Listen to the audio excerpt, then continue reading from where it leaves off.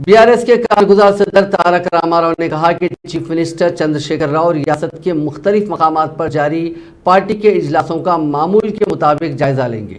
انہوں نے پارٹی کے قائدین کے ساتھ ٹیلی کانفرنس منعقد کرتے ہوئے کہا کہ ان اجلاسوں کے سلسلے میں پارٹی کے سینئر قائد و سابق اسپیکر مدھوسودن چاری کی قیادت میں 10 رکنی کمیٹی تشکیل دی گئی ہے جو ریاست بھر میں جاری ان اجلاسوں کا جائزہ لے گی۔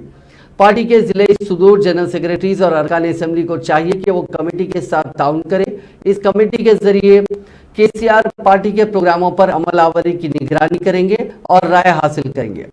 KTR نے تجویز پیش کی ہے کہ ہر رکن اسمبلی کو چاہیے کہ وہ انتخابی سال کے پیش نظر پارٹی کے سرگرم کارکنوں کے ساتھ ایک ٹیم تشکیل دے۔ اس ٹیم کے ذریعے عوام سے رابطہ قائم کرتے ہوئے ہر ایک کو پارٹی کے پروگراموں کے بارے میں مؤثر طور پر واقف کروایا جائے۔